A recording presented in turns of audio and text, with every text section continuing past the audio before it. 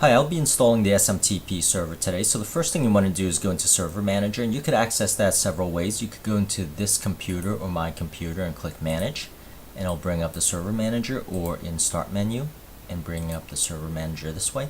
Now you want to select Add Roles and Features, and this screen, the first screen, you just want to click Next. The second screen, you want to select Role-Based or Feature-Based Installation, which is the first choice, and you select Next, and then you want to select the server that you're going to install the SMTP server on, and I've selected the server, and I'm going to click Next. Now this next screen, you want to scroll all the way down to Web Server. Now SMTP server is a part of the web server in IIS, and in fact it is a part of the legacy web server IIS 6. So even though I am on Windows Server 2016, and Windows Server 2016 has an IIS 10 offering, the SMTP server is actually installed on IIS 6. So you might want to select, or you will want to select IIS 6, but suppose you do not. On the next screen, so I have not selected IIS 6 here. So on the next screen, if I scroll all the way down, it will actually prompt me for the dependencies. So if I scroll all the way down to the S's and select SMTP server, you notice it prompts me here. And I'll simply click Add Features, and I am going to select Next. Now if I go back, notice it has selected that. Now if I want scripting with that, I can also select scripting. And keep in mind, this is the first screen of the selections, the server roles here. And underneath the server roles, you want to go to Web Server IIS. And under Management Tools, you want to select IIS 6. Now I'm going to click Next, and SMTP Server in the Features here. So once you select SMTP Server, I'm going to click Next and simply install. And this will take about 1 minute or 2 minutes. And I'm going to pause the video here and come back in 2 minutes. So the installation has completed after 2 minutes. So once that's done installing, we'll have to configure it. So what I often do is I go into PowerShell, and I'll open up as an admin PowerShell, and I will often reset IIS by typing in IIS reset. And while that is occurring, let me put this aside here, waiting for it to restart. Once that's started, I will go back to Server Manager. Under Tools, you'll notice there is a IIS Information Manager 6.0. I'm going to select that, and you'll see the SMTP has been installed, but it has not started, so I am going to highlight that and start the server. Now I'm going to right click and open up Properties. And 90% of the time, what you have to configure is simply going to the Delivery tab, Advanced, and putting in simply a host, which is the actual SMTP server. Keep in mind, what you've installed here is not really the SMTP server, but actually an SMTP relay. Now in my experience, 90% of the time, all you have to do is put in the host and you're all set. However, let's double check certain aspects of this. So I am going to go into my PowerShell again, type in WF for the firewall, and make sure you have port 25 open. So if I search here and scrolling down, just making sure you have port 25 open. So that's port 25, and it is open. And also, so for me, my mail server actually is not on port 25. So you'll notice I've set up a SMTP, and I've added 25 and 587.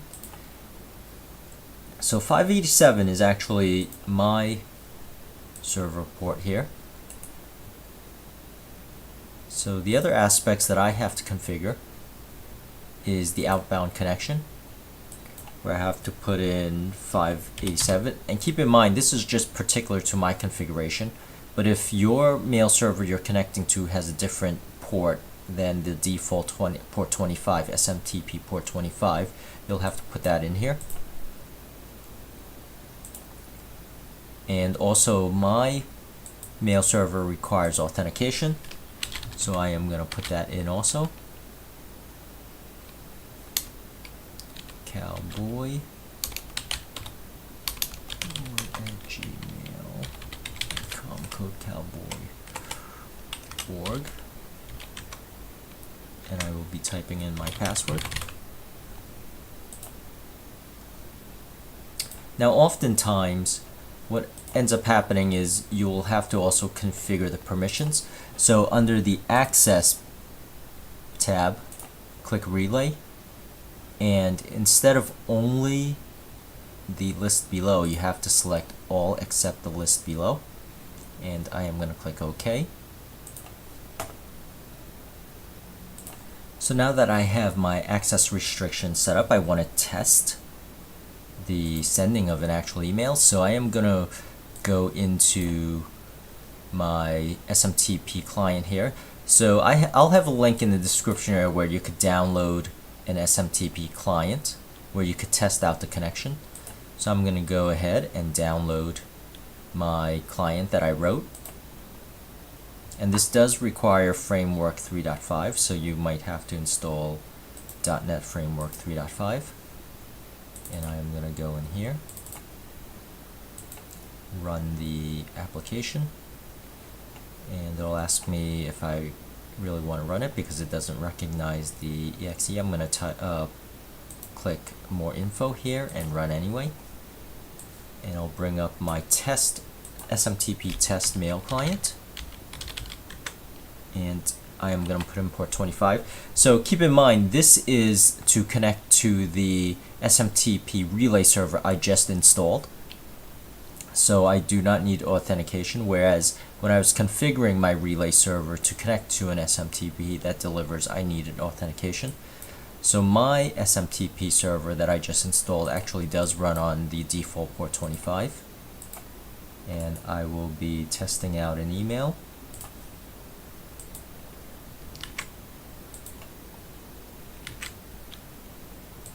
And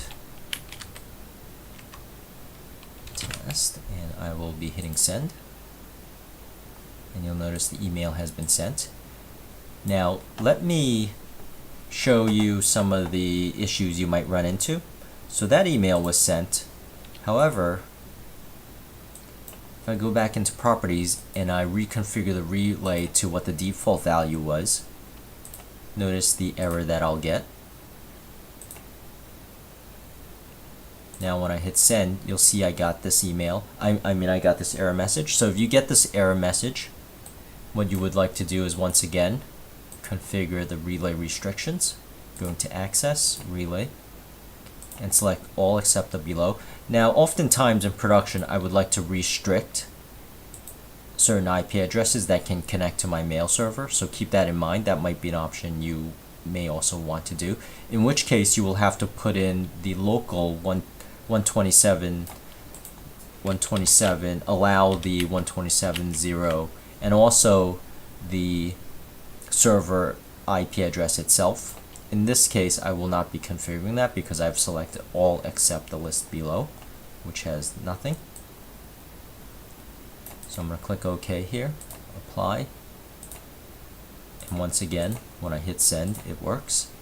Now the other aspect you might need here is, for example, I will change the SMTP so that it cannot contact my SMTP server.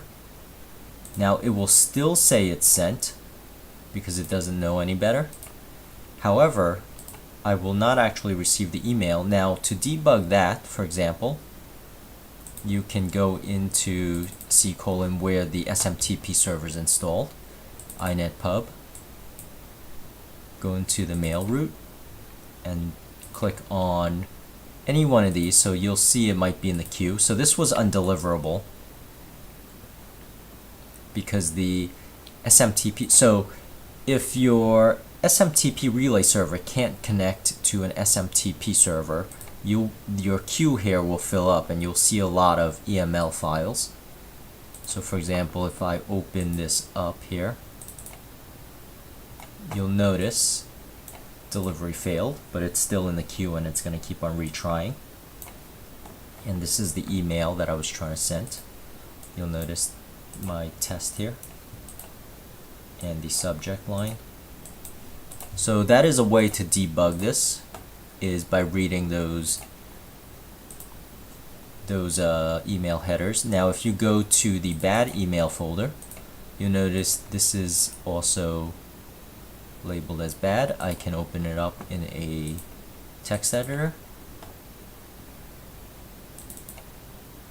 and also see the same thing in previous emails that I was not able to deliver. So you see test 2, for example. So that is several ways to debug it, but for the most part, if you follow the instructions that I have, should be fine. Now once again, I would like to emphasize some of the configuration parameters. So in my experience, 90% of the time, all you'll have to do is configure the relay restrictions. And also under delivery, in a corporate environment, lots of times internally, all you have to do is configure the smart host here. And 90% of the time, that is all that's required. In other cases, you'll have to configure the port. Normally this is the default port 25, and also the security here. So you might need authentication, but in most cases, in most corporate environments, it is simply anonymous. But that's really it. That's what I wanted to mention, and keep in mind I will have these links in the description area where you could download my simple SMTP test client, where you could test out your installation after you have installed it. But that's really it, and please subscribe if you found this helpful, and thank you for watching.